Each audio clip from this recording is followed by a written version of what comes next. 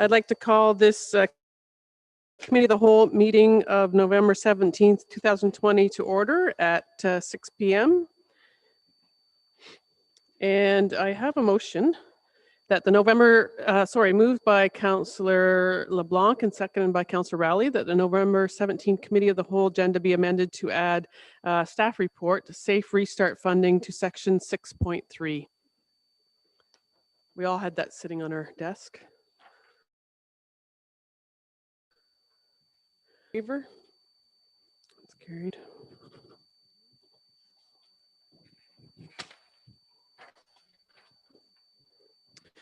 So I have a motion moved by Councillor Anderson and seconded by Councillor Bateman that the November 17, 2020 Committee of the Whole meeting agenda be approved as amended. All in favor? Yeah. Thank you, Deputy Mayor. Are we receiving a report from Parks and Rec regarding the washrooms? We're good. Okay, thank you very much. Did we vote? All those in favor? Already carried.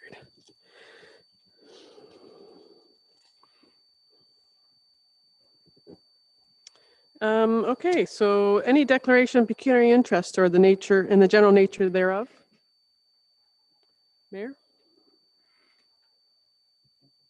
Thank you, Deputy Mayor. If any discussion comes up with regard to the Hilton Cemetery, I'm a member of the board of Trinity St. Andrews United Church, which is the owner and operator of the Hilton Cemetery. Thank you. Any others? Okay. And then we have our first delegation. And that's from Shelley Ackers, from the Executive Director of the Quinte Access Transportation. You can come right up, yeah.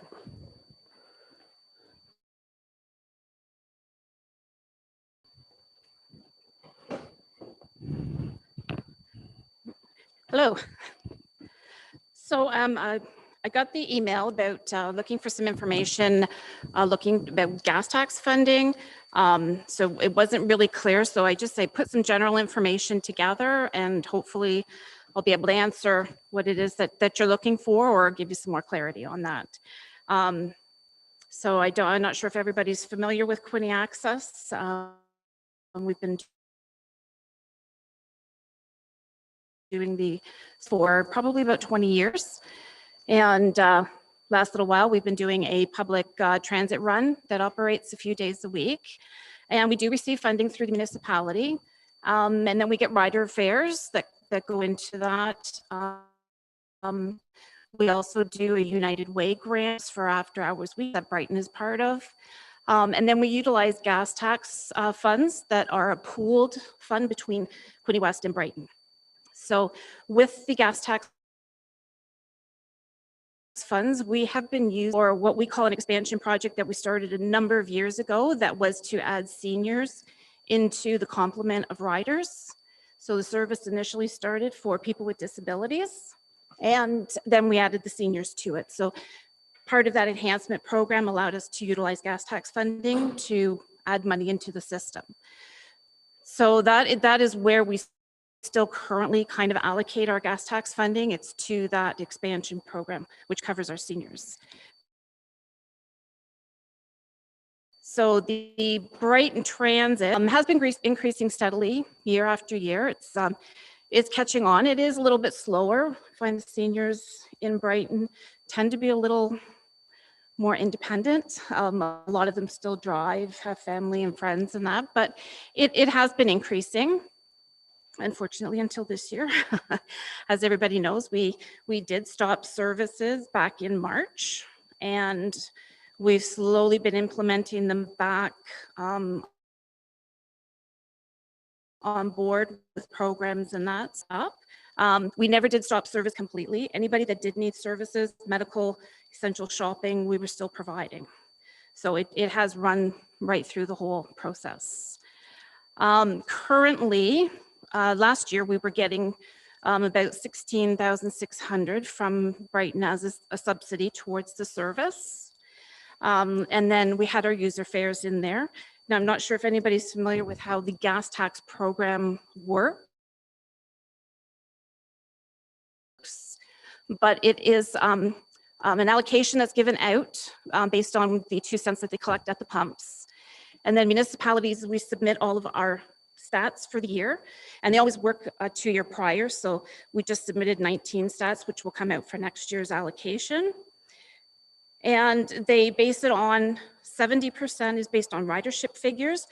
30% of the allocation is based on your municipal population and your service area size. So they come up with that formula and then they give us an allocation each year. Out of that allocation, municipalities can access up to 75% of their municipal baseline spending. So whatever the municipality puts in, 75% of that they're allowed to use gas tax funding for.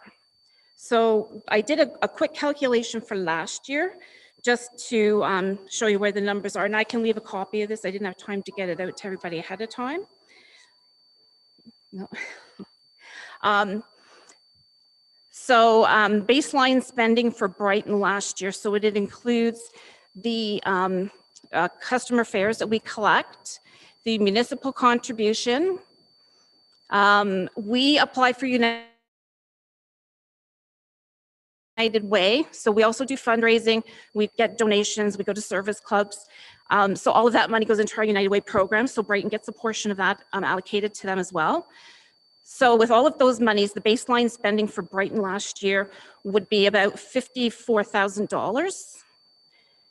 Out of the total expenses of the $115,500, we utilize $61,000 in gas tax to offset those costs. So we don't have to come back to the municipality for more funding. So if you take the 75% of your baseline spending, you would have been entitled to about $40,700 in gas tax. So we were able to utilize an additional $20,000 just because it's a pooled system of money.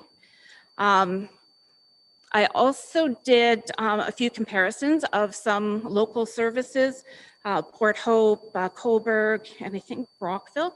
Similar size population and service area, just to give you an idea of what they're spending. So they're pretty much, the smallest was about 115,000 was their municipal contribution. So that's why with the pooled, we can include all of your stats and all of your population and service area, and we are able to utilize the gas tax funds then to offset whatever the extra operating is. Thank you. Are we okay with Shelley sending that around? Would that? Yes, I brought that- extra copies. Yeah, that way we just have a copy. Is that okay?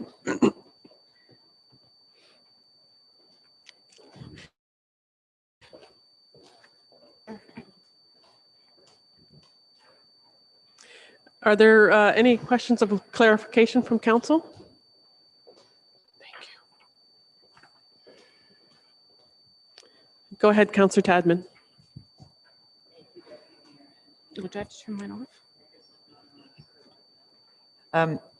Could you, while this is being passed out, shall I just inform council of what different riderships there are and how you provide service for Brighton?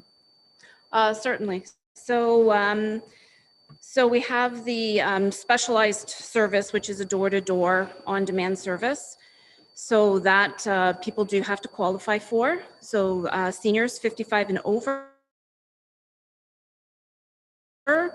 and anybody with, so that is where we will go to their home, assist them out if they need a hand, take them to their appointment and make sure they get inside. We also offer the small fixed route service, which is on a set schedule, and it does a route 3 times a week currently that anybody can get on. So if anybody can go to those stops, get on, pay their fare, and they're able to use that system, connects them into Trenton currently. They do receive a transfer pass so that they can get on the transit. So if they need to go anywhere past Walmart, they can then transfer and use the in-town system in Trenton to access other places. And what we've started implementing for this year because of the COVID with seating capacity restrictions and some other protocols we had to put into place. So we're doing what's called an on-demand service or a flex service. So if somebody in Brighton needs the transit system, but they are 2 kilometers just out past where they can't make it to it, we will flex the transit off to pick them up, and then we will get back en route and we will carry on. If they live further than that, we have what we call an on-demand service, which is a first mile, last mile model. So we send one of our specialized vehicles in the area. It would go get them, and then it would bring them to the closest transit stop for them to utilize. So we're trying to cover all the bases for those that maybe are in the outlying areas that don't have access to the system. We still want to make sure that they have something to be able to come in and get the service that they need. So those are the service types that we're offering right now. Okay, thank you. Follow up? Sure. Thank you. And could you also explain what happens on Sunday? That was introduced, what, 2 years ago? Oh, yes. So Sunday, outside of the regular service, we were talking with the Codrington Market Group, and we had launched a pilot to run a shuttle service out to the market, and it ran on a loop through town and then would go out to the market and then back again. We also did Cheers and a couple other markets along the way. Try and get people into town for shopping. We went out to Presqu'île if anybody needed to get in and get some things. So we received some funding for that. Mr. LeBlanc was very nice to help support us. And then we had some other fundraising revenues from monies that we generated through the Brighton Speedway. So we were able to use some of our fundraising revenue to cover the cost on that. We were hoping to continue it this year. Unfortunately, with what has happened, it was a little difficult because we had our specialized vehicles down to 2 passengers at one point, just with the COVID, trying to keep that social distancing. So it really wasn't feasible to send a bus out, and then if we got somebody on, we wouldn't be able to pick somebody else up. So we did offer it still, but on an on-demand service. Had a couple inquiries about it, but this year I did not get any takers for it, so we didn't actually run it. But it is something that we will definitely go back to and look at trying to implement again. Thank you. Any other questions? Councillor Rowley? Thank you. Shelley, you spoke about Codrington. Is that the only day that Codrington is part of the Quinte Access route, or is it also something that can be utilized through the week if people who live out that way needed to use the service? Yes, so it's available to anybody that qualifies for our service 7 days a week. That would be through the on-demand service, so they would have to call and pre-book that. This was just the kind of market run. Yeah. That run is not, no, it was just that one Sunday. Or there is not any other regular route that runs kind of to the rural, only if people require it? Right. Thank you. Yeah, pre-booked only. Councillor LeBlanc, did I see your hand? Thank you very much, through you, Deputy Mayor. Thank you very much for the services you run, and my wife and I were very glad to help you, and I didn't know it was running again, we would help you, but if it starts again next year, and we should probably be looking at the breakfast, the Codrington breakfast on Tuesdays if they ever started again. To get a run for them to go there. I'm gladly help you with that again. Thank you for your time and your service. Thank you. Doing this. Any other? Go ahead, Councillor Tadman. Thank you. I am so amazed at how this Quinte Access has grown. Could you just give us a little history of how this all started and basically where you are today as a corporation? Yeah, so we actually are just operating in our 31st year of service. So it started originally in somebody's house at their kitchen table, 2 people going out and doing barbecues and getting money for gas, and started, it was all need driven. It's still need driven today. That's how we've always based the whole service, is always by what the community needs are. And they started doing it as volunteers. And then they were fortunate to get a vehicle through Easter Seals. So that helped with the transportation, especially the wheelchair accessible transportation that was much needed because there wasn't anything in the area at the time. So it just kind of snowballed from there. Once the vehicle was out and people knew it was going, more calls came in, and they got some funding for a bus, and it just has grown from there. So today, we currently sit at 22 vehicles in total. That's for our specialized and our public transit that we're currently operating within Trenton. We have expanded to the same service that we're offering in Brighton as a transit. We do that to Frankfurt now to connect to Trenton. And we just received some ISIP federal and provincial funding that we're using. I'm going to update the whole fleet with a payment system, so it's ease of access for everybody. It'll be one fare type across the board. Some security cameras to make things, more comfortable and secure for people that are traveling. And we're going to implement a connection now from Trenton into Belleville on a regular fixed schedule. So we've also just started one from Picton. So it runs from Picton to Bloomfield and into the Belleville bus station, which we're using as a hub.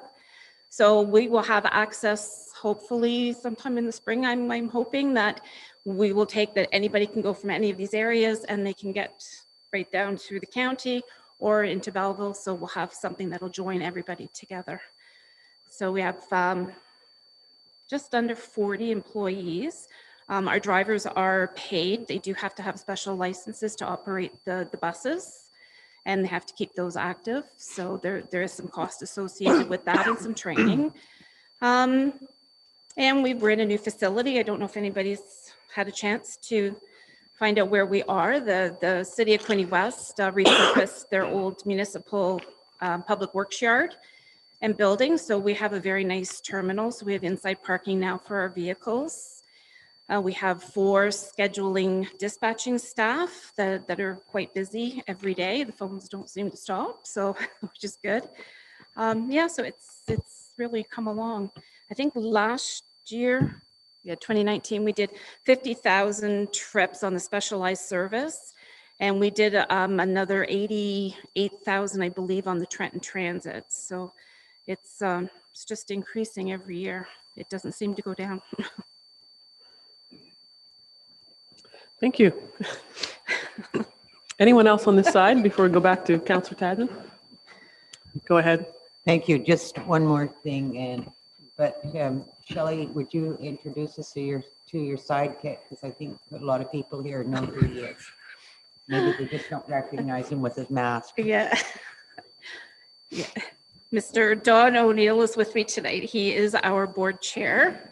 So he was my ride tonight. Yes. Yeah. 25.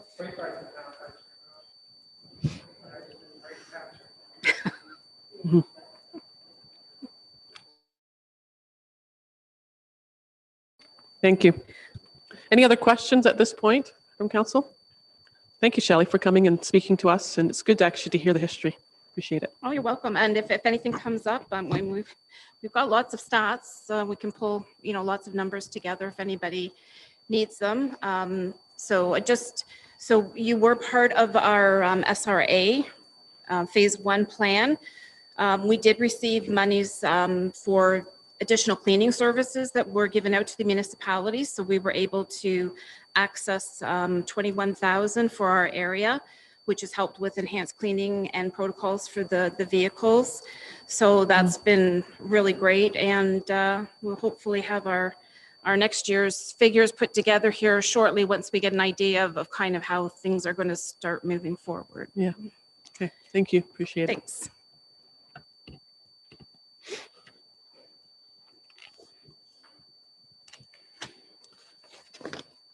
I have a motion by Councillor Bateman, seconded by Councillor Tadman, that Council received the delegation from Shelley Ackers, Executive Director of Quinte Access Transportation. All those in favor? Thank you.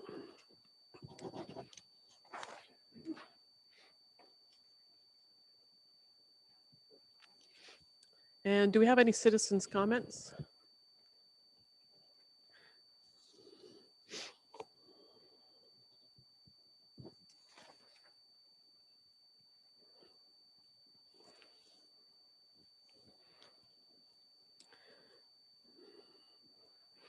Okay, so next we're moving into our staff reports.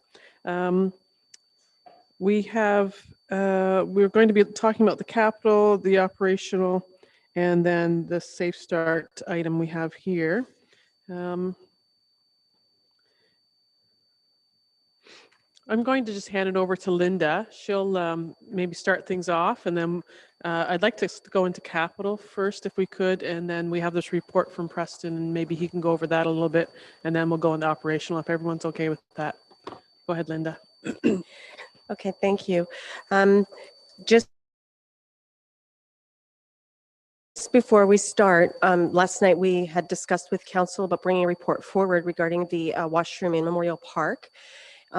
So we did produce a report today and then realized that if it came tonight, it would have to be then recommended by the committee of the whole back to council. My mistake last night. So that would be another delay. When we looked at the numbers, they were between $2,000 and $2,500 for the 6 weeks to provide that service downtown. So in discussion with our CAO, that's, it's pretty insignificant dollars in our budget, and it can be covered by the COVID funding. So we're going to just, advise you that the CAO will make that decision. I don't know if the CAO wants to speak on that or is that good? Okay. So we're looking at moving that forward quickly. And I'm not sure how quickly. Excuse me, I'll get on it tomorrow. So hopefully in another day or two, we'll have them up. So at this point, you don't need anything from council on that. Basically, we're moving forward. Everyone's good with that? It's kind of what we all wanted, I think. I have a couple comments here. Go ahead, Councillor Rowley first. Thank you. So on behalf of the DBIA then and the membership downtown, and I'm sure a lot of the shoppers that we hope to see on Main Street over the next month for sure, we would be, we're very grateful, Jim, that you're able to find a way to do this. And as you said, Linda, at a fairly minimal cost. So we're grateful for that. Thank you. Go ahead. Through you, Deputy Mayor. Probably the CAO can answer this one. The thing is, the shoppers go all year round. So why are we just specifying 6 weeks that they need the washrooms open? Don't you think they should be open year round?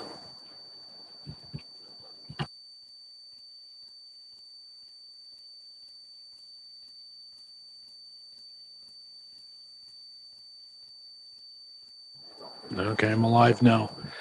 I think the focus that we had just in the last couple of days was to try and focus on resurgence of the economy, particularly downtown, for the Christmas period. So that was certainly our focus.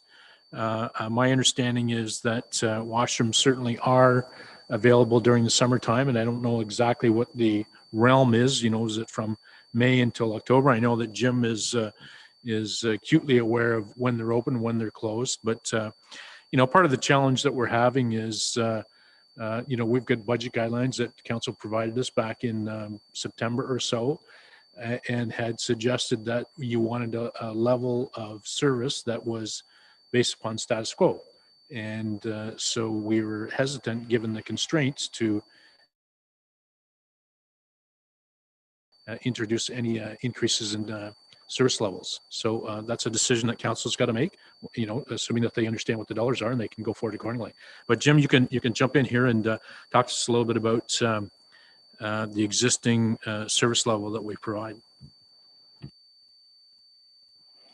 Well, the existing service level that we've had for years is to offer washrooms, whether it be porta potties or the new washrooms at Memorial Park for the public, basically May 1st to Thanksgiving weekend. That's been the period that we've been doing it, and that's what we've been budgeting for.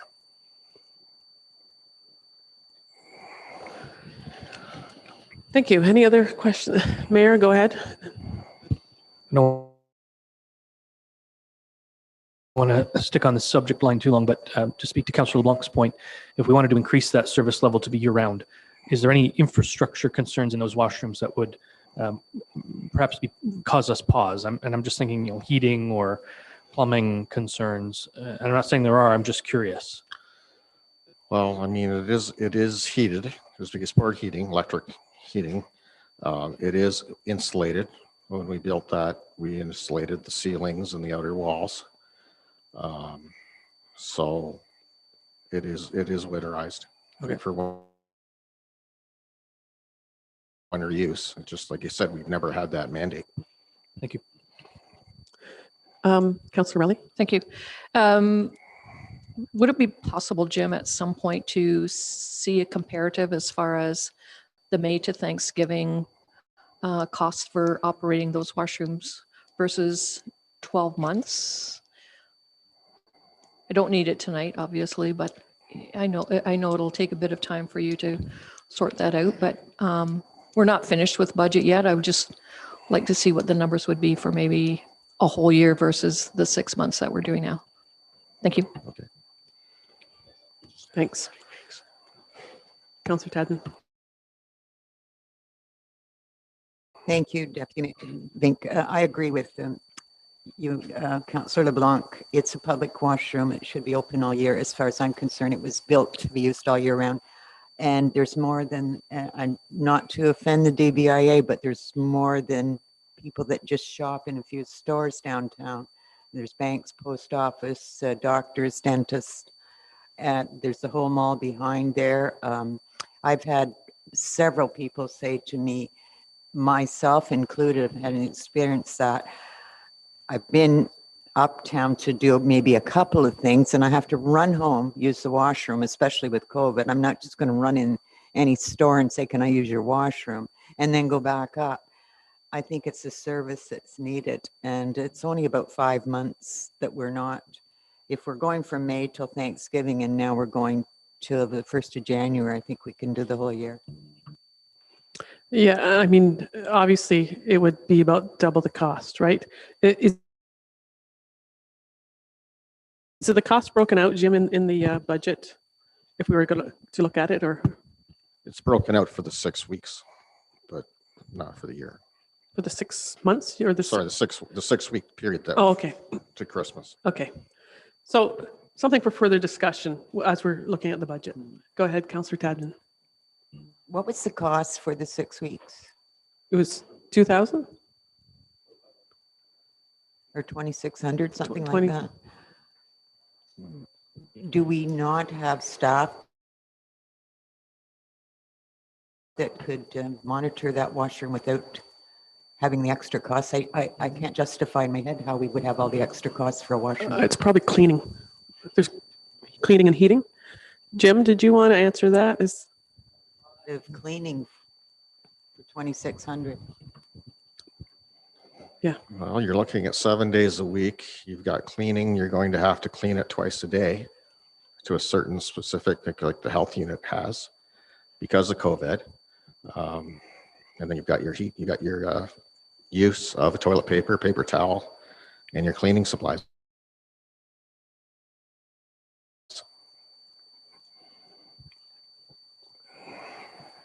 Okay. Let's move on at this point. Yeah, Linda, go ahead. I just wanted to note that those numbers were based on like a minimum wage. So that is like the bare minimum it would cost to run those washrooms, to keep them open and keep them clean to the proper standards for that 6 week period. So, I mean, we can run the numbers at any time for council on how much it would cost for the 5 months that we're not currently open. And then that is an added service level to your budget. Yes. And I do believe, I think the general consensus of council, we're interested to know what that might be. So would the cleaning standards be different non-COVID as I'm just curious. Will it make a big difference? Well, Obviously it has to be I cleaned. wouldn't think so because it's a bathroom. So we'd want to make sure that it's cleaned appropriately regardless of whether it's COVID or not. Mhm. Okay, thank you. Okay, Linda, did you have anything else you wanted to say before we start deliberating, or before we go to Mr. Parkinson for his report, or? I think that if we want to carry on with capital, we could start with Mr. Parkinson's Okay. report. Okay, let's do that. So Mr. Parkinson, you gave us a report. We had our discussions. Everyone had some questions. And so we're kind of revisiting it this week to go over it. Did you want to go over a little bit of this with us, and then we can ask questions? Thank you, Deputy Mayor. Yes, I just want to go over the two sheets related to Telephone Road. Today at about 4:15, we finally received some direction and comment from our solicitor. And in a nutshell, it's going to be very, very difficult to eliminate the truck traffic on that section of road, because it is the transportation of waste. So it doesn't matter if it's for our municipality or a neighboring municipality. It's exempt in the Highway Traffic Act. So at this time, my recommendation would be that we go with the double lift of asphalt for the entire length of the road, so that I can support that truck traffic, and just proceed with lowering the speed limit to the 50 kilometers per hour. And the asphalt was at what cost? Just to remind us. Well, the Just the updated project cost is now 1.2 million. We exist in, I think it's 963 that we had in the budget previously.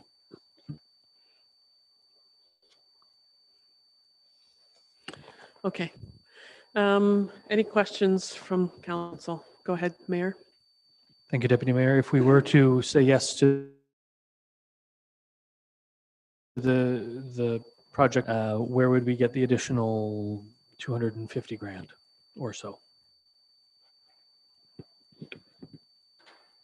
My suggestion would be to utilize some reserves, additional gas tax, OSIF. I would probably think additional gas tax. Thank you.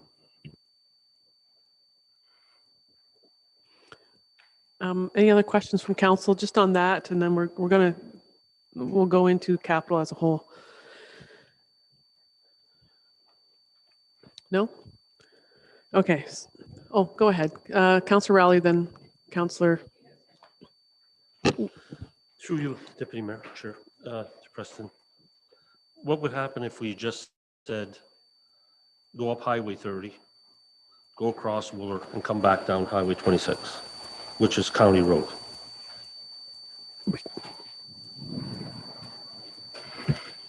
We don't have any measures that couldn't be challenged and defeated in court there. So there's no legal way to force traffic to not travel that open public road. So that road is serviceable now. So why do we have to bring it to a standard right now? During the COVID, can it wait 2 years? Council can choose to do anything they wish, but the condition of that road, we're assuming a lot of liability and a lot of maintenance to try to keep it safe. It is falling apart. It's well past its useful life, and it does receive a lot of traffic. So it is a dangerous road. If we're to let it go, we likely couldn't keep up with the maintenance of it for the 2 years. Councillor Rowley? Thank you. Lindo, which reserves would we be taking this out of, or would we be taking out of more than one? I'm just looking at some of these. We would cut some of them right in half, right? We'd take a big chunk out. For Telephone Road? Yeah. Yes, so we're currently taking 963,000 out of federal gas tax. Right. So I would recommend that we continue along that same vein and take that out of federal gas tax as well. Like just take the whole road project out of federal gas tax. Out of the gas tax. Yeah. Okay. And that's something that gets replenished annually anyway, because we get some money back from some level of government.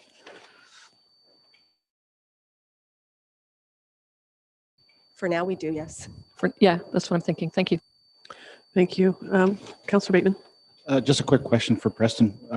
The commercial traffic, because it's carrying waste, could it be shut down to other heavy commercial traffic, or is it just across the board for commercial? The municipality can post reduced loads on that road. So technically you could limit how many trucks travel that road, but empty, they can still travel back through. So it still would receive a high degree of truck traffic, and the surface treatment, I don't believe it just wouldn't last because it's not designed for that sort of load and the repetitive pounding. Councillor Anderson. After hearing your recommendations tonight, I think we should just get on with it and get it done. It's, I think we've done a good job of researching to see how we can get around it. And to delay it doesn't make any sense.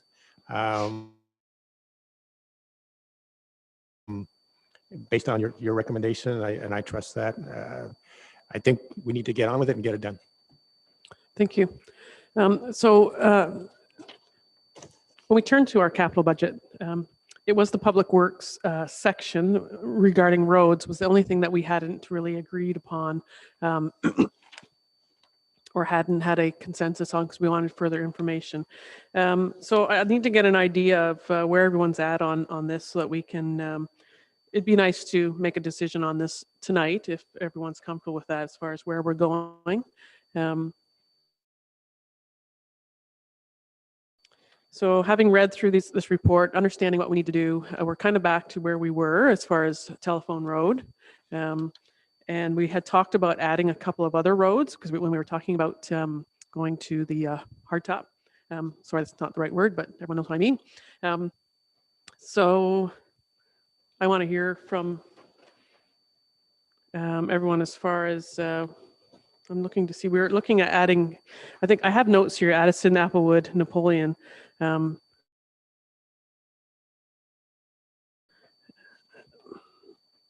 My thought is that we need to do Telephone Road right, and we're not going to be able to add those for next year. But I'd like to hear from everyone else as far as where we're at so we can clean up this capital budget.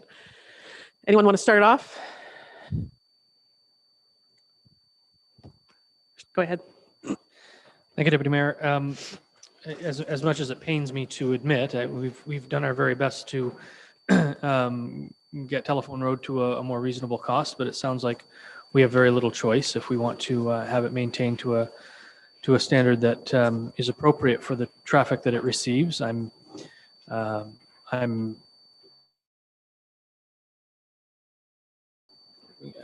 not happy with the answer that we got from the solicitor, but that's too bad for me. I'll have to live with that.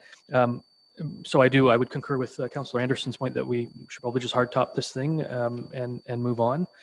Again, not the right word, but everybody knows what we mean. And with regard to the other three, we do have a solid financial plan how to get those done as well in this report. We know that the engineering will be done for this year. And I think what we don't want to have happen is have a whole bunch of roads ready to be reconstructed through engineers' drawings and then be sitting on them and waiting for them to be done.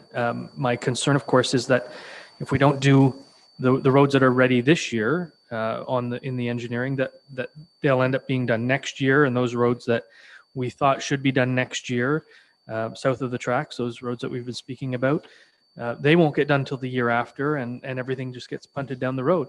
As I've been saying, we either have a financial debt and deficit that we need to manage, or we have a critical infrastructure debt and deficit that we need to manage. Either way, we need to figure out how best to manage the municipality and its infrastructure work. So I think we need to find the way to get those three roads that we've been talking about done for this year. So you're looking at the 1.2 for telephone, Right. plus adding Addison, Applewood, and Napoleon. Is that your wish? It is. Okay. I want to hear from everyone else on that too. Go ahead. Can I be Councillor Rowe. reminded as to, because I'm just flipping through pages here, can I be reminded as to what the combination of those other three, what the total cost was again? I have written here 1.925. Is that correct? Through you, Deputy Mayor.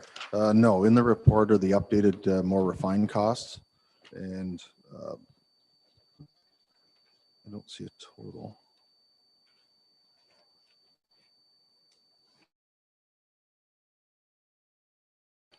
No, so the Applewood Drive would now be 1.133 million. Addison Street would be 809,000. And Napoleon Street would be 815,000.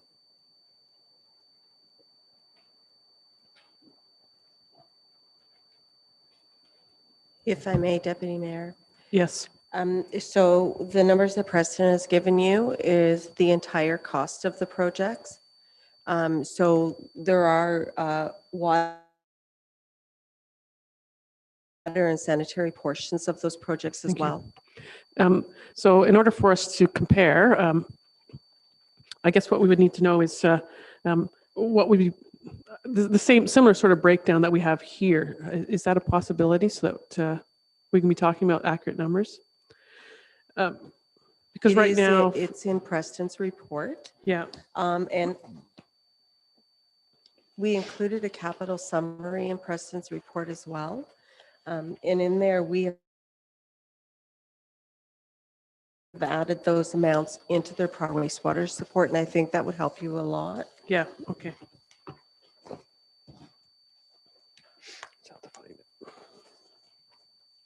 Yeah, I have too many different pages going there. That's the problem. Thank you. I've got 5 different piles here. Okay, so yes, we have here, let's see, I'm just looking for Addison, yeah.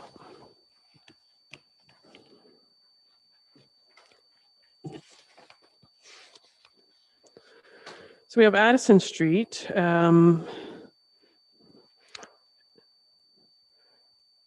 At 809, so 352,000 is the road, 210 is water, 201 is sanitary, and 44,000 is storm. So Applewood is 662 road, 129,000 is water, 49,000 is sanitary, and 293 is storm. Does everyone know where we're at? It's page 65 of 72 of what we received. Sorry, I should have said that first. So it's all broken down on that page.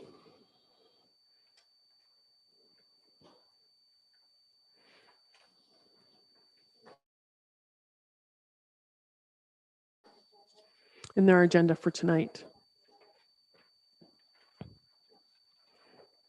Page 65.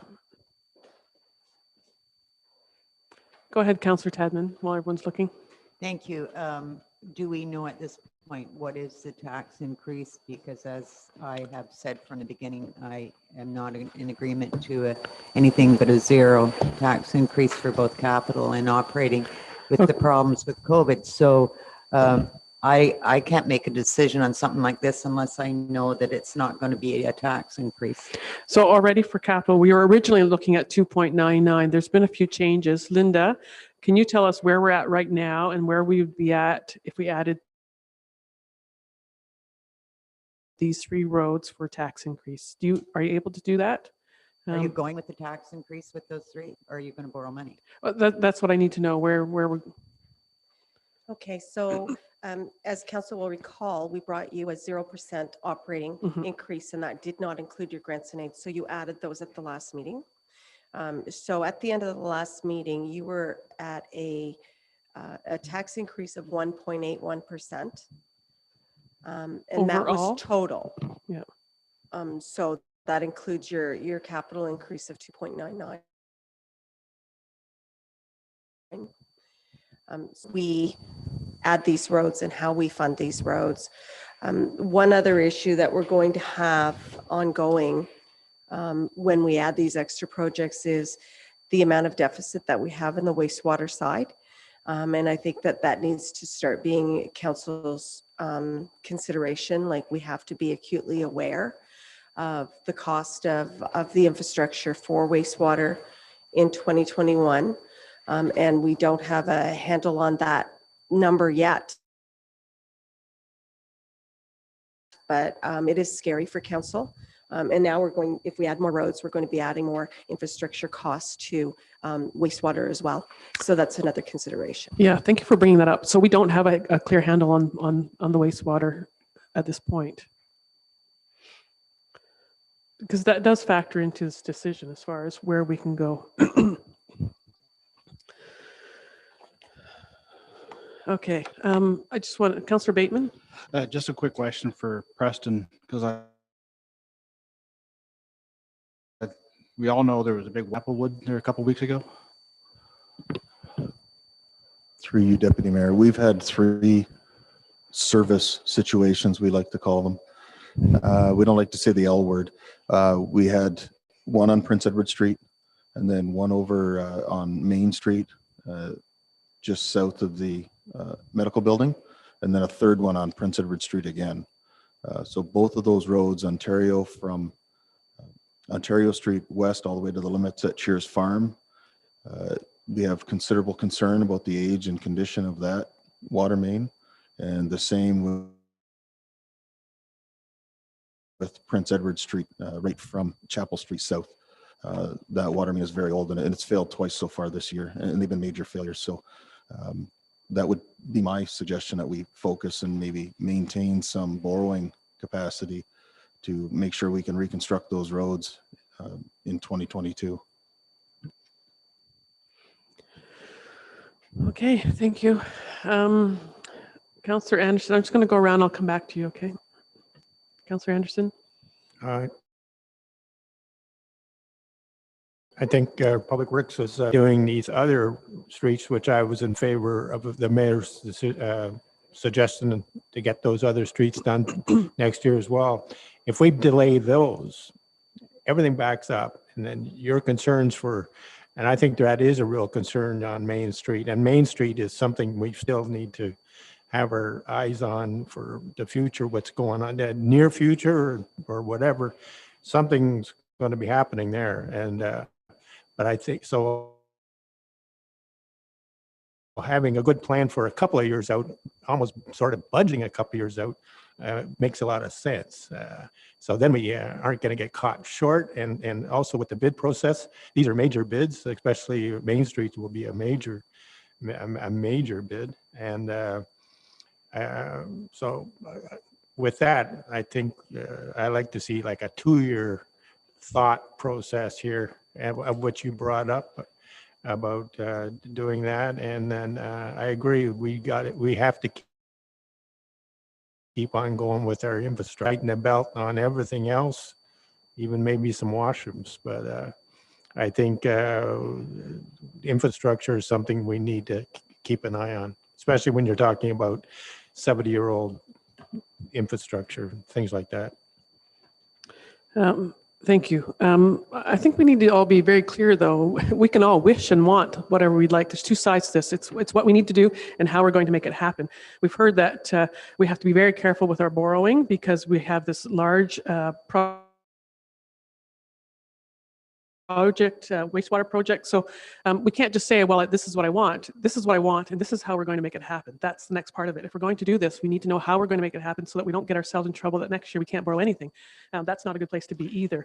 So I think as we're talking about this, we have to talk about both sides of it, not just about what we want to do. How is the best way? And Linda, we're going to need some direction on that as well, going back and forth. If we're going to add these roads, we need to know how we're going to do it, that we don't end up in a place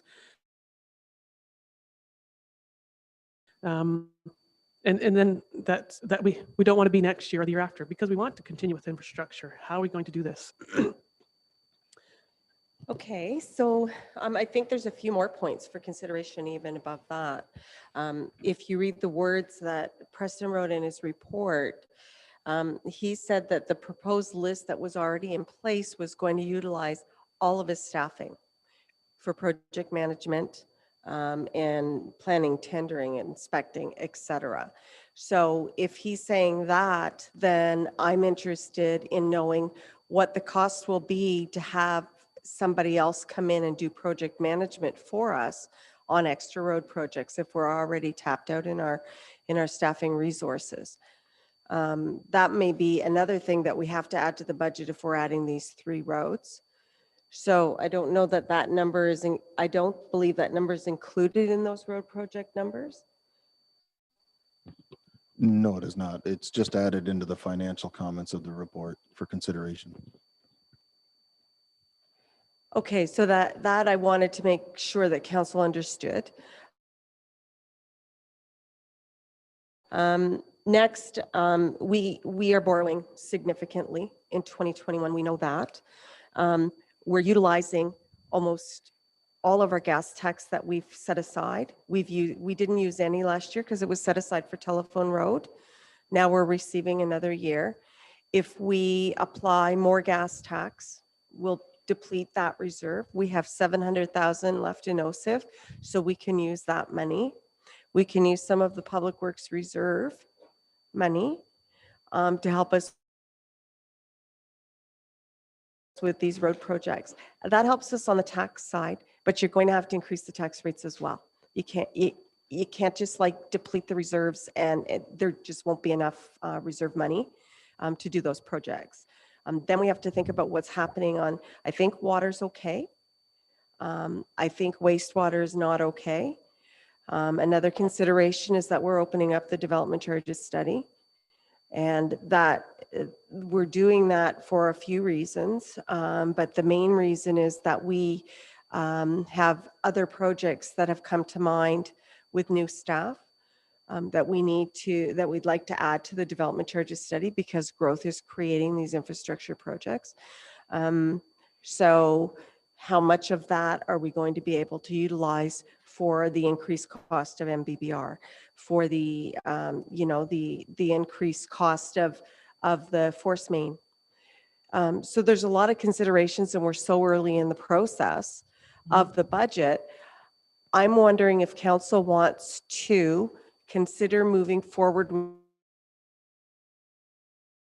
with what we have, but not complete your budget process right now, and maybe wait till we have a little bit more information.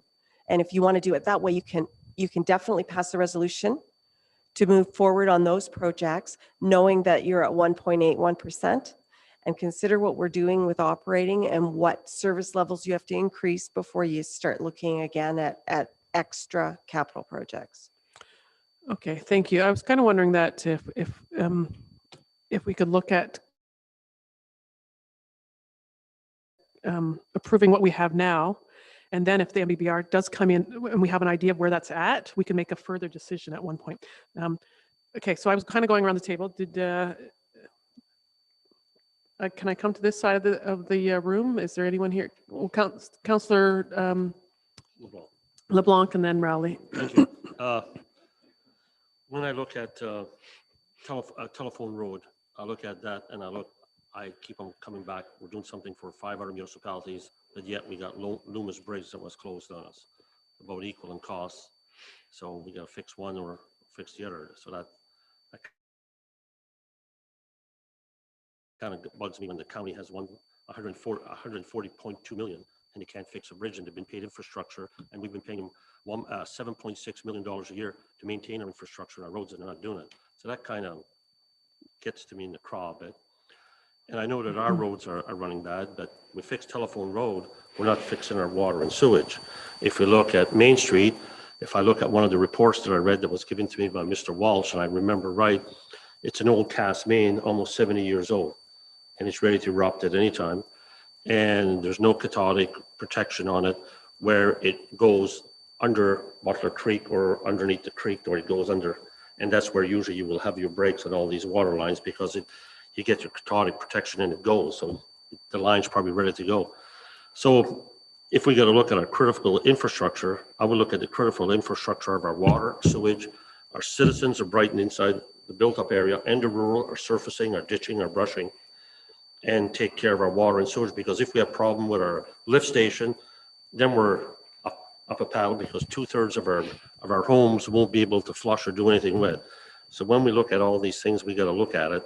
And as an elected official, as a councillor, when I read our thing, we are supposed to take care of the citizens of Brighton and make sure that the Brighton citizens are taken care of, and to do this. So when I look at all these things, the infrastructure, what you're trying to add, I agree we got to do it.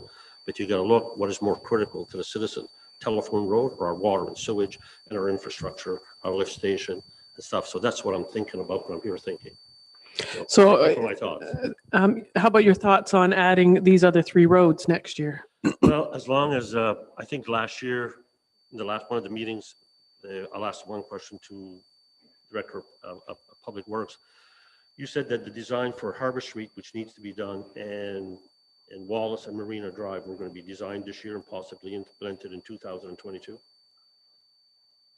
Through you, Deputy Mayor.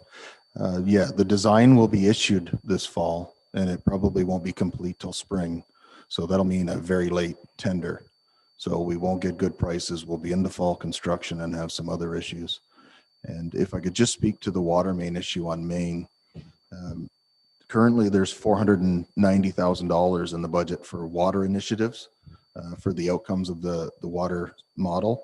So in that, we're considering, and we're moving ahead with the design now, to put a secondary supply from Ontario Street into the back of the Applewood subdivision. So that if the main fails on Main Street, we can still supply those homes with water. And I don't know how many homes are in there. There's got to be 300 or more. But if that line goes on Main, then that whole subdivision's dry. So we're taking design measures and then hopefully tender in the spring to get that secondary main in so that we can, adequately supply potable water to that community. Thank you for your answer. But when you're going to do the main, the wastewater was already put underneath that creek for that subdivision. And the council at the time should have put the water in with it at the same time and looked at the looping of it. At the same time, it wasn't done. They only did the sewage.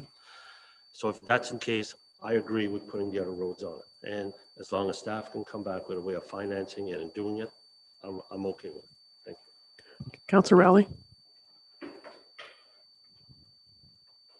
I'm going to wait. Mr. LeBlanc kind of fogged my mind just a wee bit with all of his comments here. But yes, I think, yeah, Telephone Road, if we need to get it done. And I would like to see some of those tenders get out early instead of waiting till late in the year for tenders, because as we know from previous years, that's usually more costly. But yeah, I would still like to see if we can add the 3 roads that were mentioned at some point. But for right now, I just like to see those numbers out. Thank you. So at this point, this is what I'm thinking, is that we look at trying to get approval for the budget, capital budget as it is, with Telephone Road in there, and get that going. And we revisit these 3 roads. That's kind of what you said as well. I don't want to see them off the table. No. As we talked earliar, we're slipping farther and farther behind. Leave and it we need open to that we catch- can come back to it. If we're able to do it, great, but we can have that discussion when we have those other numbers. Mayor, are you wanting to speak to that?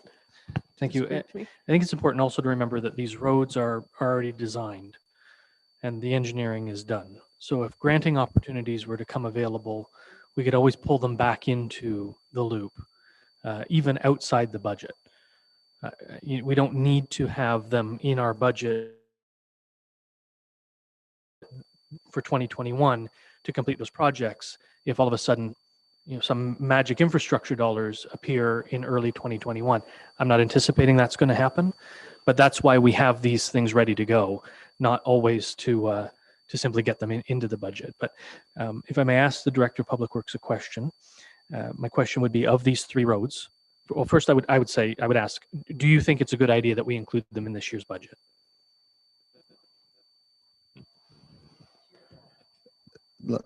Through you,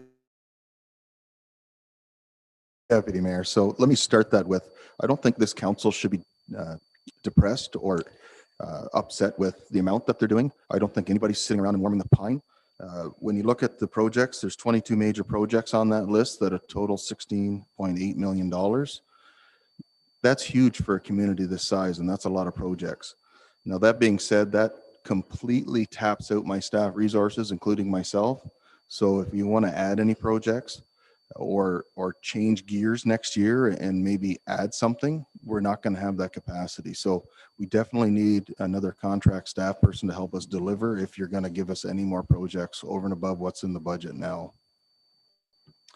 So that said, Deputy Mayor, I think maybe we should, I really appreciate the effort that staff's gone through to give us these numbers. I think it's important that council has all of the information in front of them when they're making these kinds of decisions. But I think we should go down the road then of not putting these in this year's budget, knowing that they're essentially shovel-ready projects, should we get infrastructure dollars at some point in the future, and approve the capital budget as it stands with the revised telephone road numbers. And I concur 100%, Councillor LeBlanc. I'm not happy with my friends at the county either. I agree that they should be ponying up for telephone road. I know the CAO of the county listens to the records of these meetings. I look forward to having the conversation after she's heard what I've said. I think we've heard from everyone, but yeah, go ahead, Councillor Bateman, and then we can maybe move on with this. I agree with that, what the mayor was saying and what Councillor LeBlanc said as well, to keep these three there and if something comes up. But for the mayor, when you're talking, they would have received, we received 300 and some thousand at COVID funding. They must have received 3 or 4 times that. And they're not willing to, open the purse strings just a little bit for a road that every municipality, including ours, and there's 6 others that use it. They use it more than us. So there has to be some funding there, somewhere. So if Mr. Sanderson, if you are listening, please listen to our mayor when you ask them that question, because they have to have a lot of money sitting there that they can pony up for telephone road. So keep in mind that their COVID dollars have to be spent on COVID-related items, which telephone road wouldn't be considered, and the Lubbock Bridge wouldn't be considered. They would be under the same restrictions we are for COVID spending. But Councillor Bateman, I agree 100%. My position on the Loomis Bridge was and has been that they should fix it and then turn it over to the municipality for future maintenance and repairs. I think that position has led us to having a closed bridge because we seem to be at loggerheads with regard to that maintenance and repair item. Instead of that, however, I would have been equally pleased if our staff had come back and said, I think we just bought a bridge from the county for $0 that we have to repair, but they're going to do telephone road for us. We can do these trade-offs from time to time, but the county wasn't interested. So it's your disappointment is my disappointment. I'd really like to see them revisit telephone road. It's just hard pills to swallow considering 6 other municipalities' waste is getting trucked down that road, and we're taking the brunt of the infrastructure. I know we get a whole $50,000 for hosting the landfill, but. On that note, Mayor Ostrander, is there anything more that we can do in this case? I think our staff continue to have conversations with the county, and I think they continue to walk away from the table frustrated. I will continue to press our case at the county level, and if anybody around this horseshoe has any great ideas about what we can do from a legal standpoint that doesn't get us in trouble or cause us even more problems, then I'd be happy to hear them. Well, we can all certainly attend the meeting. We can be a mean-looking bunch.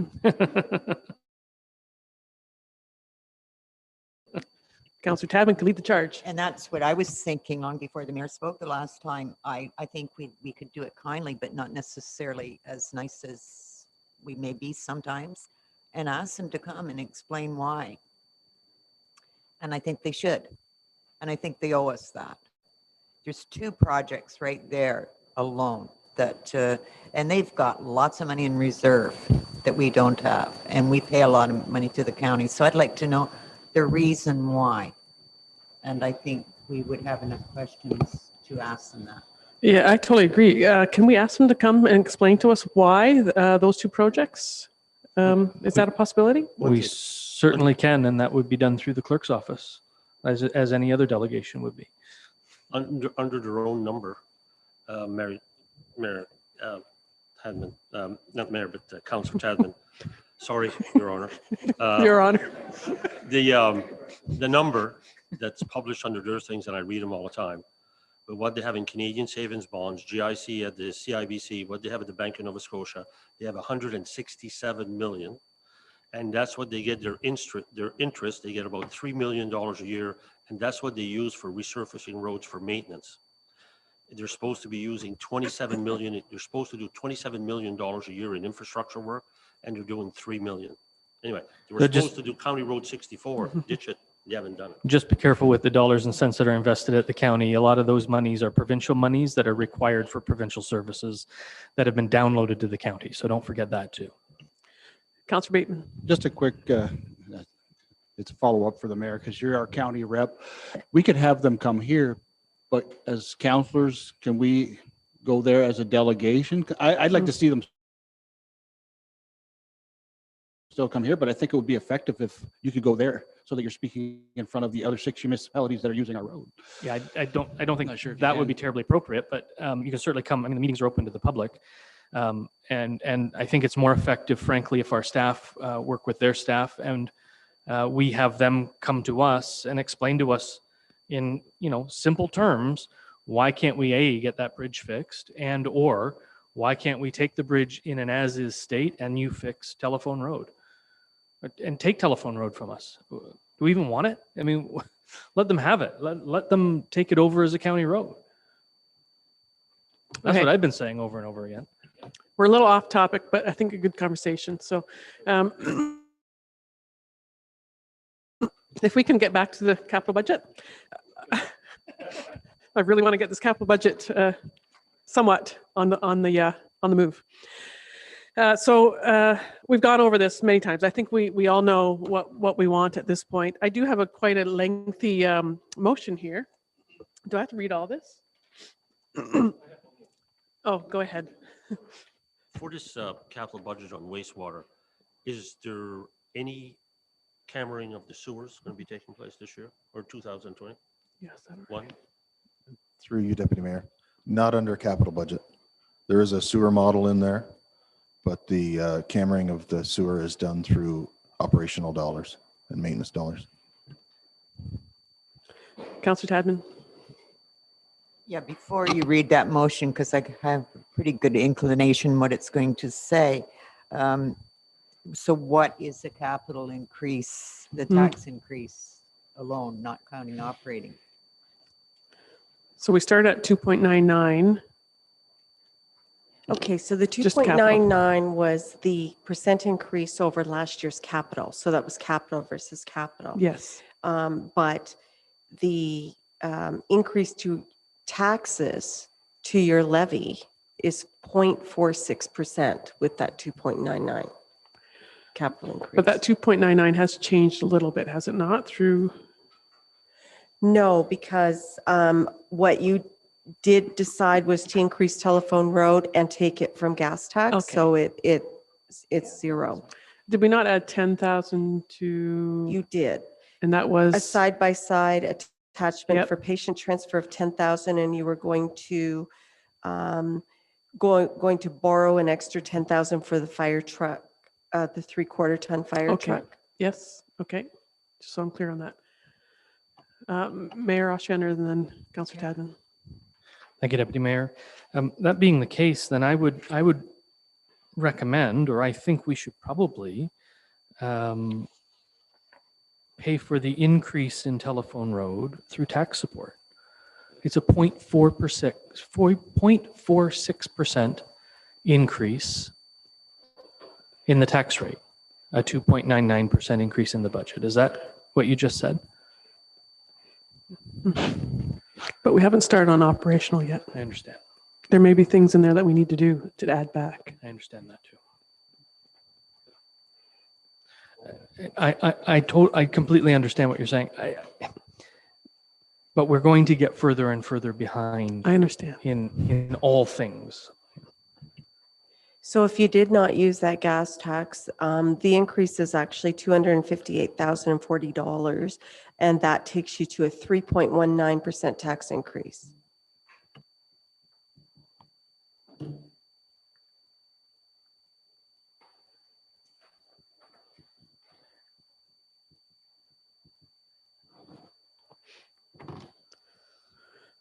Okay, so the mayor's introduced another idea for us to discuss for the next 3 hours. Let's go ahead. I need to know what everyone wants to do with this. I don't make these decisions. So Councillor Tadman, say what you need to say, but also add what you think of this so that we can get this decision figured out too. Well, Okay? I could say something that I'm not going to in No, public. thank you. But I have said right from the beginning, it should be a zero tax increase this year. All of a sudden, we've come to Public Works talking about one road, basically, and then we're going to pass this whole budget and have a 3.19. I brought up over and over again some areas that I thought we didn't need this year because people are struggling. And when you add a tax increase like that to a bill, it may not mean nothing to you, but it sure as hell means a lot to somebody that can't put food on the table. And I just can't go with this. And so read your motion, but I won't be accepting. And I understand that, and we have discussed each area, and I know you've said your piece, but I did get a consensus on the other areas, and that's why we only discussed the one item tonight, just so you're clear. It's me, but does that mean that everybody around this table agrees that everything else that's been proposed in every department that they're going to accept? Well, that's certainly what we're going to find out because it takes everyone to vote on Well, this. you're going to read a motion maybe that we're going to move. I understand, and everyone will only vote on that if they're in agreement with it, right? I saw some other hands. Go ahead. Thank you. Linda, 3.1, is that a blended rate? No, we don't know a few things yet. We don't know what our growth number is, so we don't know what our tax increase will be. This is your budget increase. We don't know what the county is going to pass as their tax rate, and we also don't know what the education rate is going to be. So I'm going to assume that the education rate will stay the same this year. We usually assume that and it goes down, but I don't think you'll see it go down this year. And the county, we don't know. It's too early. We haven't even started deliberations at the county. County council did give direction to staff to come in with a 0% operations, but that's great, right? That's a starting point. That's all that is. So this is still really just a number. I mean, I'm sorry? It's Brighton's number. Just Brighton's, right? But with a blended rate, usually it's, and I'm going to just go back, usually the blended rate makes the tax increase to the residents a little bit less, right? If I kind of, right. Okay, so, okay. So on that note, I want to make sure that I'm just trying to chair the meeting. Is everyone comfortable with this capital budget that we're ready to make a motion? And if you're not, then we revisit it another week. Just a nod ahead or a show of hands if you're comfortable with us moving on. Go ahead. Mayor, just for clarification. So if we take the gas tax out, our tax rate is 0.46. If we use it all, the whole 200 or 300,000. If we don't use it, our tax rate to the citizens just with capital is 3.19. Okay. That's just with capital? No, our tax increase, our budget increase will be 3.19%. As we sit right now, including operational and everything. Correct. Correct. So 3.19 is operational everything, even though we haven't discussed it yet. As things are, if we add that 258 to tax support, then our tax rate right now is 3.19. But if we don't use that tax, the gas tax money, what is the tax rate? 0.46. Correct? Okay. I can go for a 0.46. Not exactly correct, because remember, we were just discussing about the capital. Then below that is all of the grants and aid information. So if you use the gas tax, you're back up to 1.81%. So our Brighton rate, as we'll call it, our Brighton rate, which means all of our budgets, right now, if we pass this, is 1.14. 1.18 increase. 1.81. I might have said that in a backwards way, but it's 1.81%. And I'm assuming that you're going to use gas tax for all of Telephone Road. Okay.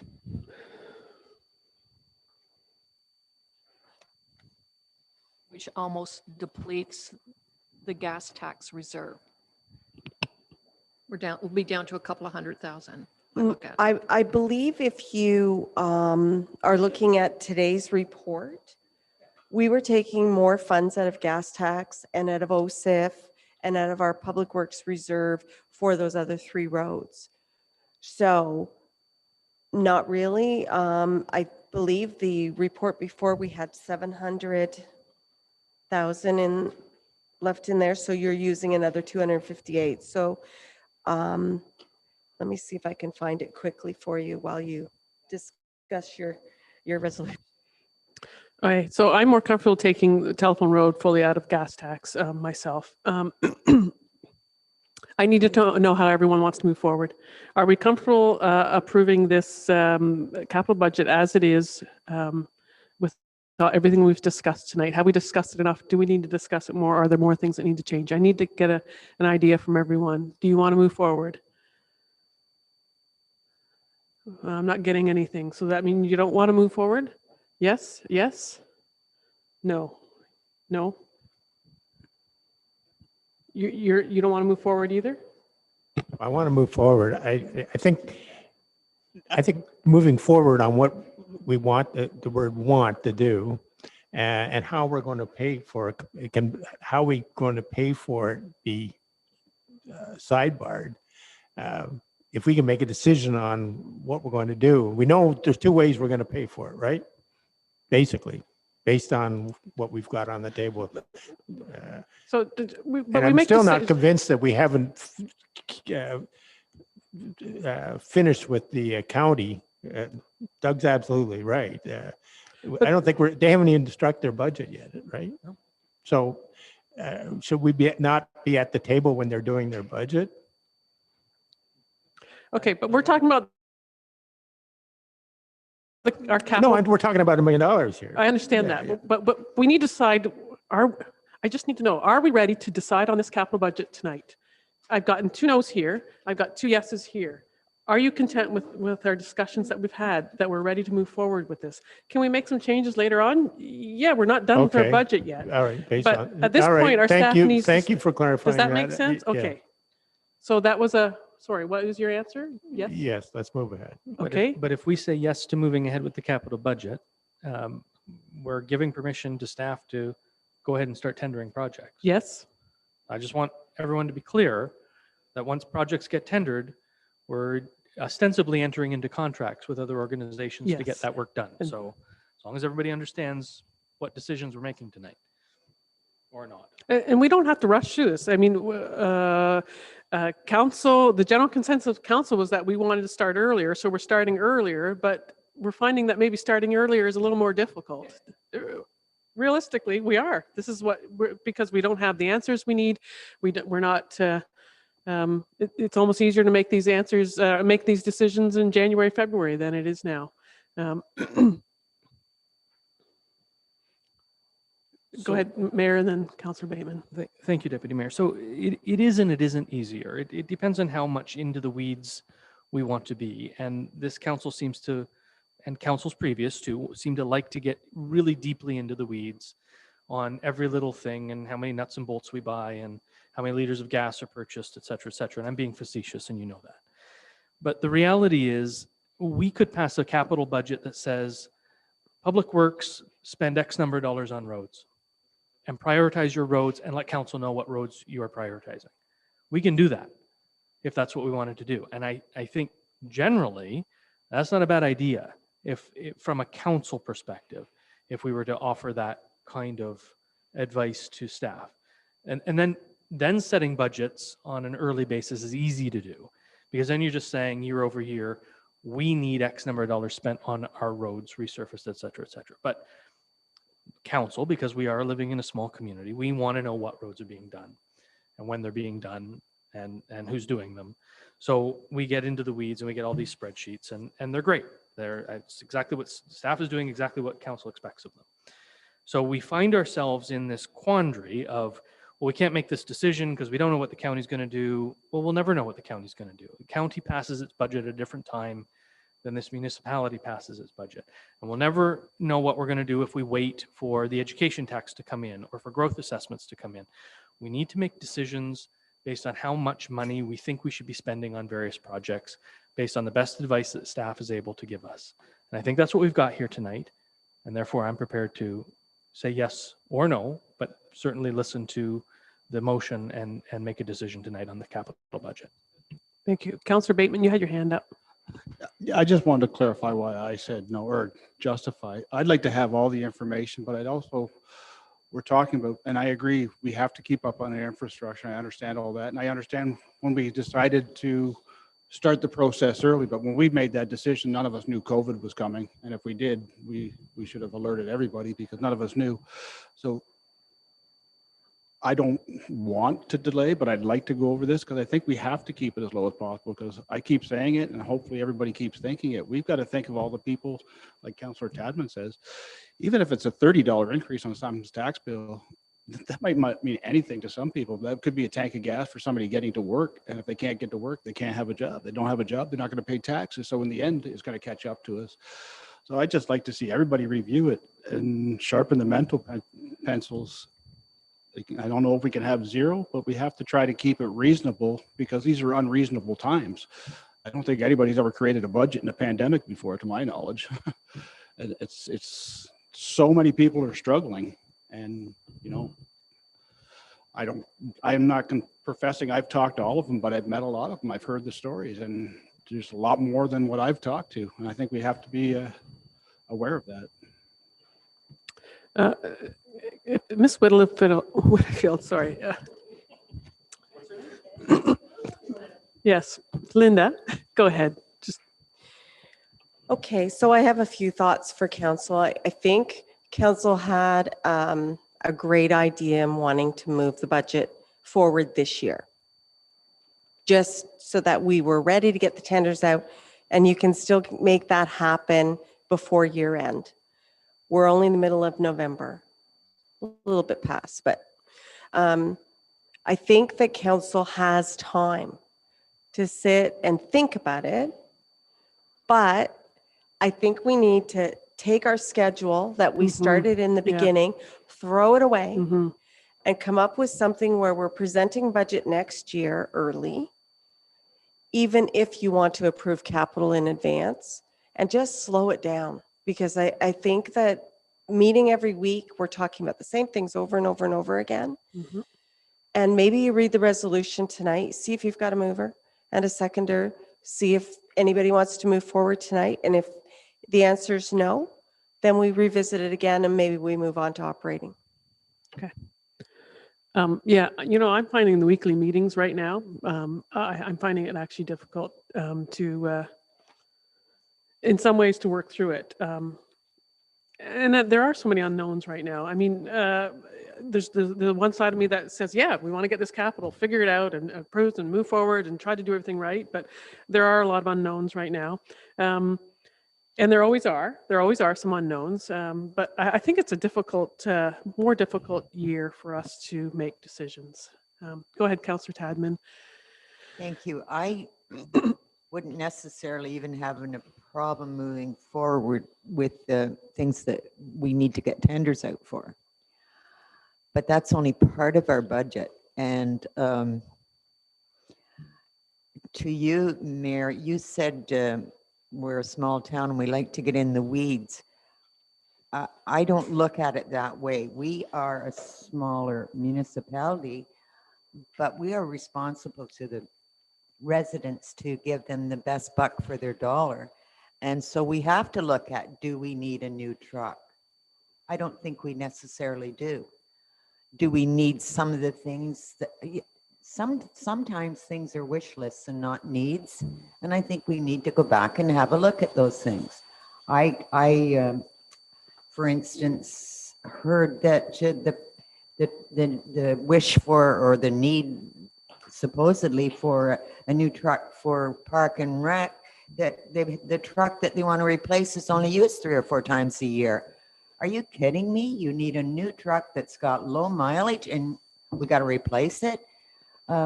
And I think there's lots of ways we can share our equipment. You said that, Mayor, and I agree with you. I think there's ways that we can save a lot of money in a lot of areas.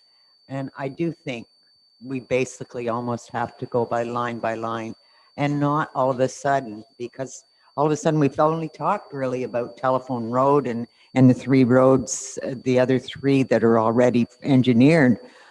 But we haven't talked about the rest of the whole capital budget, and it just doesn't sit well with me, and I can't justify this to the residents. To be clear, this is our 3rd meeting where we've talked about capital budget. We have talked about it. But we haven't eliminated anything, Deputy Mayor. But we've gone line by line, and by consensus, we've moved on. If the consensus didn't want to move on, we wouldn't have moved on, or we would have taken things off. But I didn't get a consensus from people to take things off. So I mean, that's all I can do. I can ask council what they want to do, and then I have to move to the next thing. We can't keep talking about it till everyone agrees. I mean, we're not going to agree.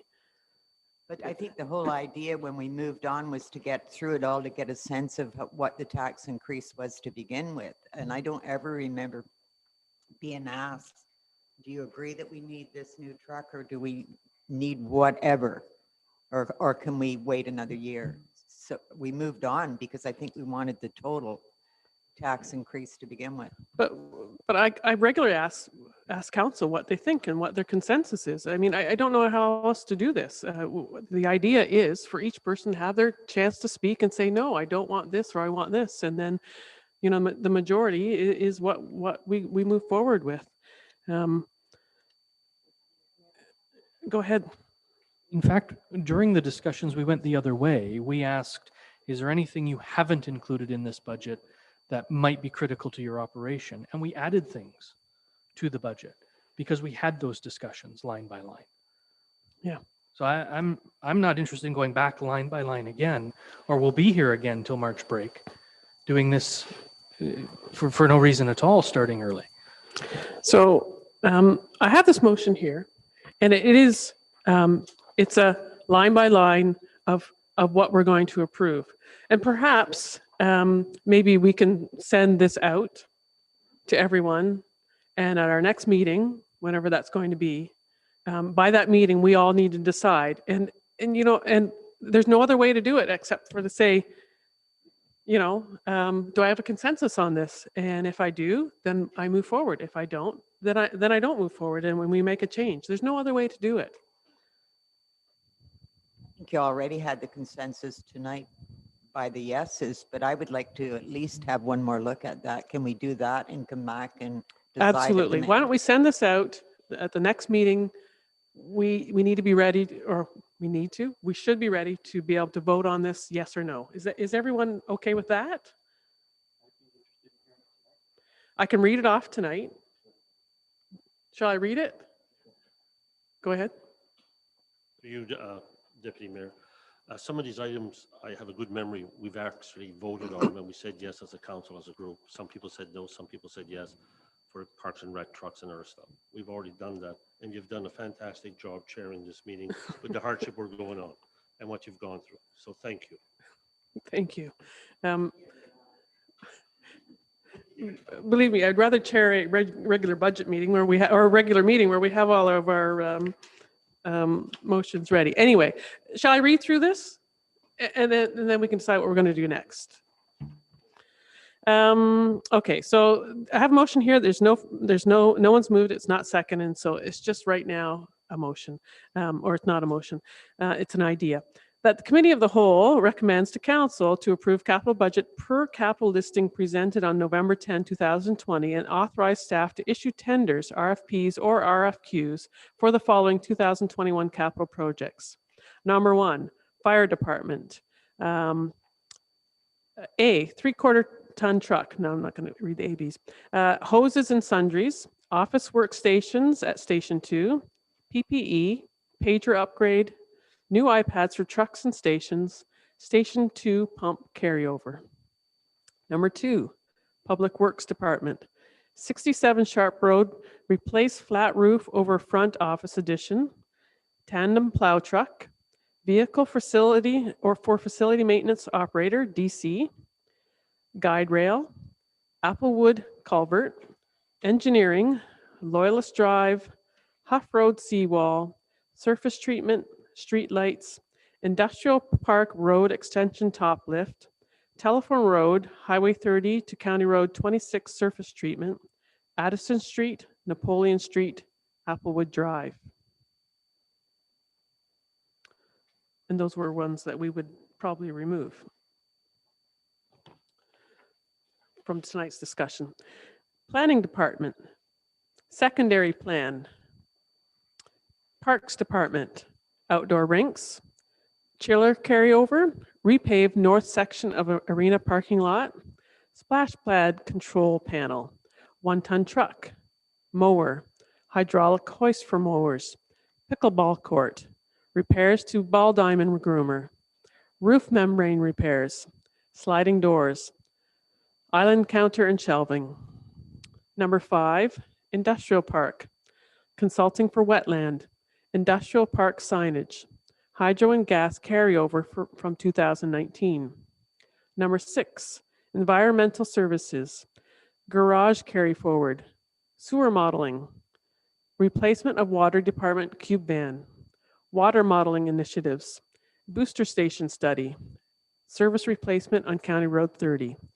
So these are all the things that we've discussed. The Addison Street, Napoleon, Applewood were added just in case we decided on that tonight. But the rest of them were all items that we discussed and had a general consensus of in our previous meetings, and that's why they're on this list. What does council want to do with this motion tonight? Do we want to, I would move that motion if we remove Addison, Napoleon, and Applewood from the list.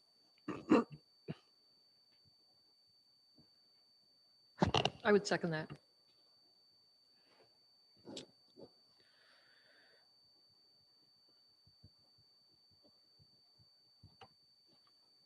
so we have a mover and a seconder, so the motion is on the floor. Any discussion? You have a recorded vote, please.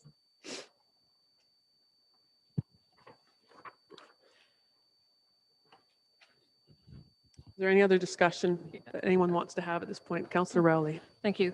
I just want to go to the Huff Road seawall, cost 30,000. I believe that we were also applying for a grant or some kind of funding for that. Were we successful in getting that, or is that something that hasn't been completed yet? Just a question. Through you, Deputy Mayor. And if I get any details wrong, we have Rafiq in the room tonight that can fix me up.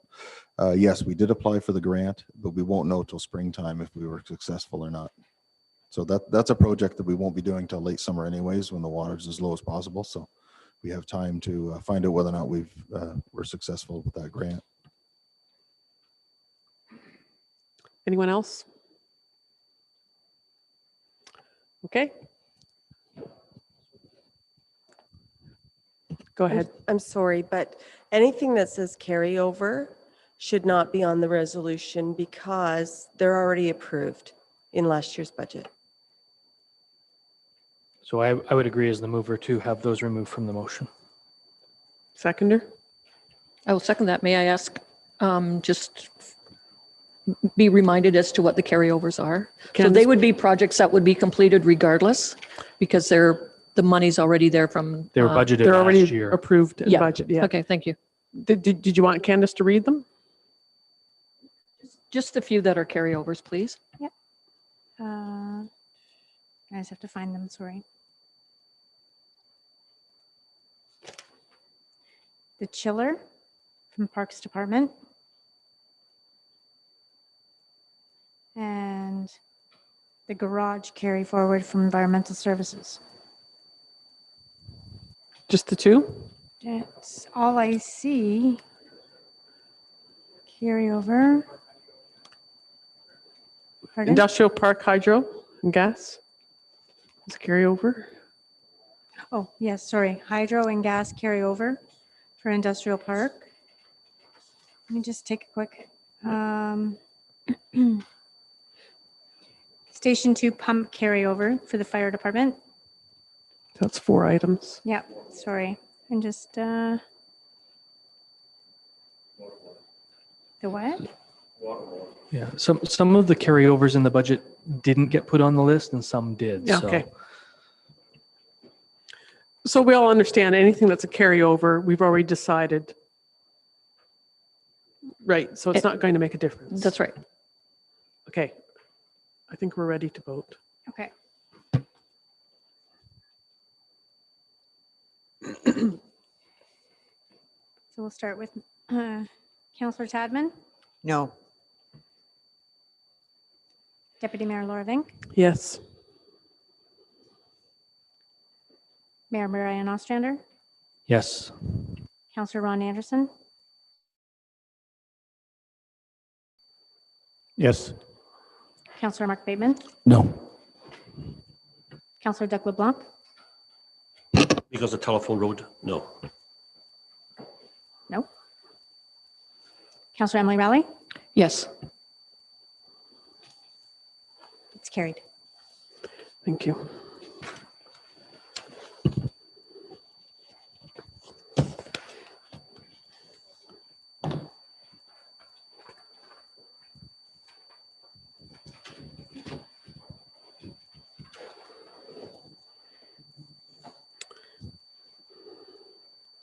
Okay, it's 7:40. Do we want to start talking about operating budget? What does everyone else think? Do we want to start going over operating? Do we want to talk about our schedule? Do we want to slow things down? What do we want to do? Let's move on. Go home. We're ready to start talking about operating? Is that what I'm getting? No? Wow. What's that? You want? I'm okay either way.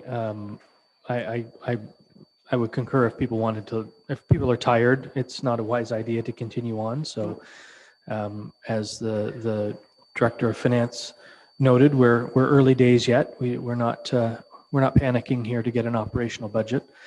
I would like to see us sort of continue to slog away if we can.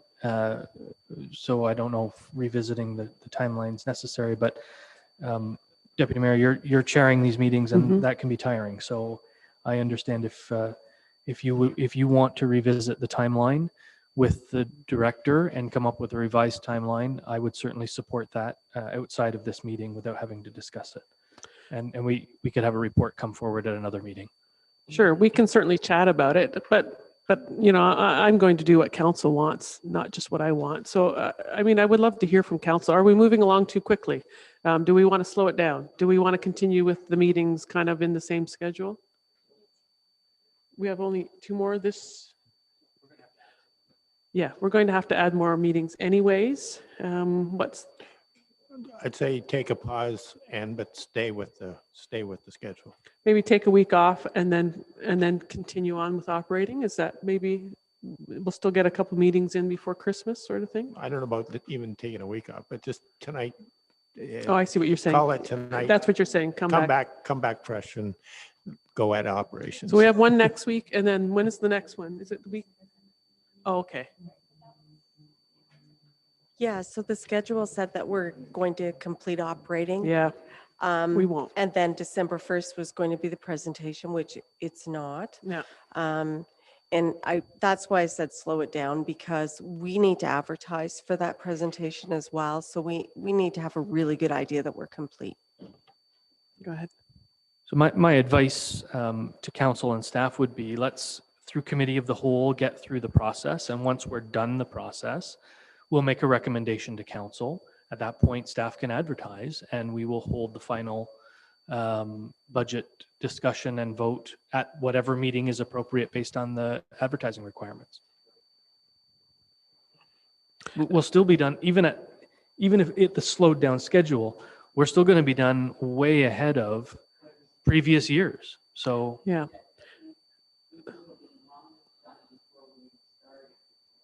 Your microphone, sorry. Yep. My only thought is, by skipping a week, is that maybe we're going to have a bit more information on certain things that we've talked about. But I don't know if are we going to get anything else, or we're not going to get anything else to the new year as it is? Okay. Okay. So. Yes.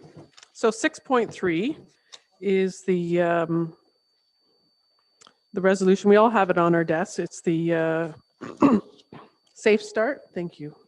Has everyone been able to read through that?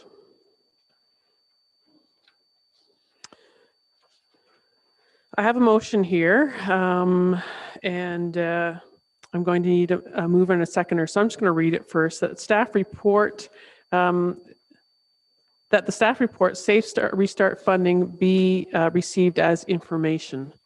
I need a mover and a seconder. Councillor.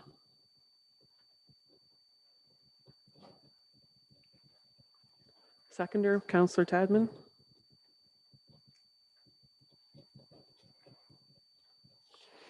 Any discussion on that? Go ahead. Is this, because I've just lost my paper, but I'm assuming this is the COVID-19 one. Is this the one that we are adding the $2,500 to Parks and Rec for the bathrooms? Yep. So that total will be different at the bottom then. I'm sorry?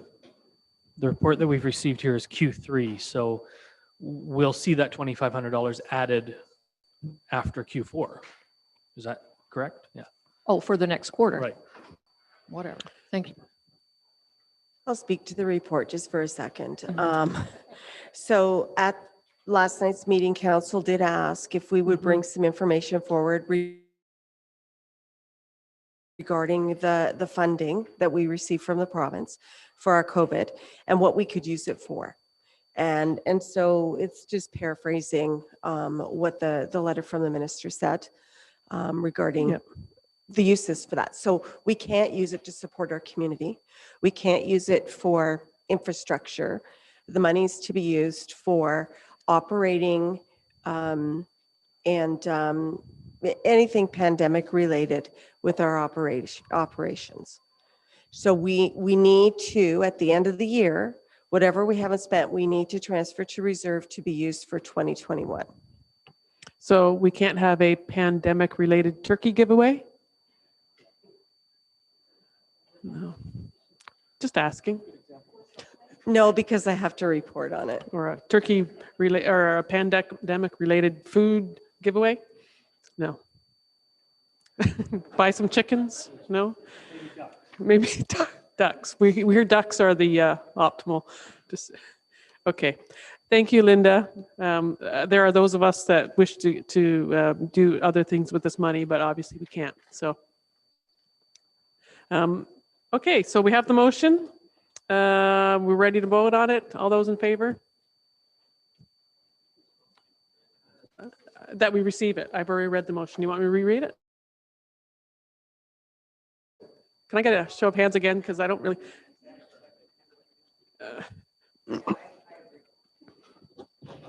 Oh. Okay. Should I not have more motions here? Yes, I do. That one's not happening. Bear with me. I need to make sure I have my paperwork here. Okay, so we are, there's no question period, no in camera, so I just have a motion to adjourn here. Moved by Councillor Rowley, second by Councillor LeBlanc, that the November 17, 2020 Committee of the Whole Budget meeting adjourn at 7:47 p.m. All those in favor? Oh, we did skip it. We did skip, sorry. Question period. Any of those present that have a question regarding anything we discussed tonight? No, sorry. Are you sure? Do we get to ask questions? Pardon? Do we get to ask questions as a counselor? Not at the moment. I'm going to ask it anyways. Why is that barrier there? I feel like I'm in a... Meeting's adjourned. Meeting's adjourned, but you're welcome to ask your question of someone, I'm sure.